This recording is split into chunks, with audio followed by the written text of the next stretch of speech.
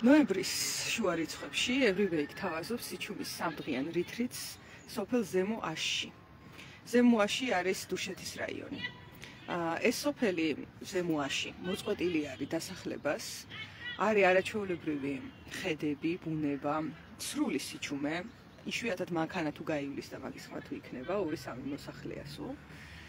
არის ესეთი კოტეჯი, სახელად აშური, რომელშიც ნამყოფი ვარ და არის ესეთი საშუალოდ კარგი პირობები. არც ძალიან კარგი, არც ძალიან ცუდი, საშუალო ისეთი რომ გავთბეთ და ელემენტარული საჭიროებები იყოს დაკმაყოფილებული.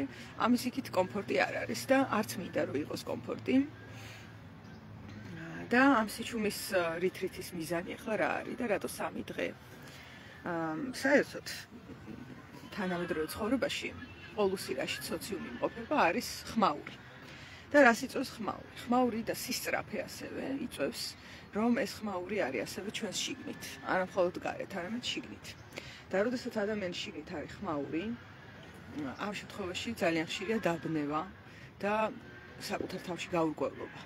ეს კი საკმაოდ მწარე გამოცდილება არის, წარმოიდგინე, თან სტრესული გარემოა, ისტრესები, გააქვს უამრავი სირთულე ცხოვრებაში, თქვათ, გამოწვევები და პარალელურად თან ხარ დაბნეული. ანუ რა გინდა, რა გჭირდება, რა არის შენი პროფესია, ან დღეს აქტუალური საჭიროება დღეს რა გაქვს როგორც ადამიანს და ინდივიდს შეიძლება ეს ამ საკითხზე ადამიანს რო კითხო იყოს დაბნეული. მე მეცაც გეტყვით, შეიძლება ადამიანს კითხო დღეს როგორი ხარ და საკუთარი თავი ვერ აღწეროს. იმიტომ იდეა ჩაბმულია დღეს თითოეული ჩვენგანი ამ სტრესულ ყოველდღიურობაში, რომ ძალიან ჭირს თვითრეფლექსიისთვის დროის მონახვა და დრო რომს მონახო. გარემო არ გიწყობს ხელს. აი ხაც მაგალითად ვაკის პარკში ვარ, გულის მედიტაცია დავასრულე და მესმის უკან რაღაცას ან ჭრიან, ან ხერხავენ, ან რაღაცას აკეთებენ და წუვის.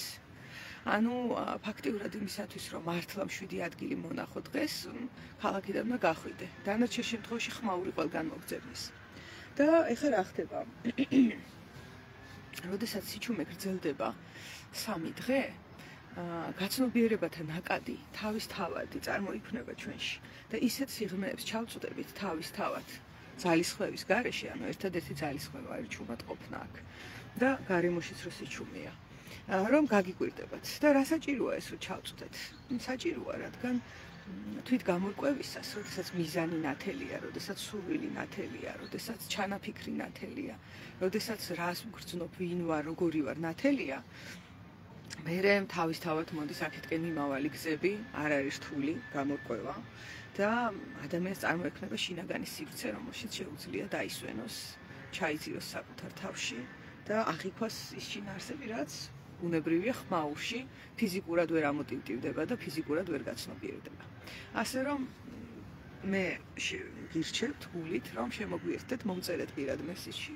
ამ სიჩუმის რითრიც მე კიდე რამდენჯერმე დავაანონსებ, სანამ მოვა მაგის დრო და ერთად წავიდეთ სიჩუმის მოგზაურობაში 3 დღე და ვნახოთ, რა თქმა უნდა, მე-3 დღის ბოლოს, სანამ დავიშლებით, გვექნება შეკრება ღია საუბრების მსგავსი ფორმატის და გავუზიარებთ ერთმანეთს, რა თავგადასავლებში ვიყავით წინა 2 დღეს და იმ დღის პირველ ნახევარში სიჩუმეში. რა აღვიქვით, რა შევიგრძენით და მინდა ასე ვთქვათ, პირობები არ მიყვარს, მაგრამ აი თითქმის დაგვირდებით, რომ რაღაც ისეთებს აღმოაჩენთ, რაც იქამდე არც კი წარმოგედგინათ, რომ თქვენში იყო.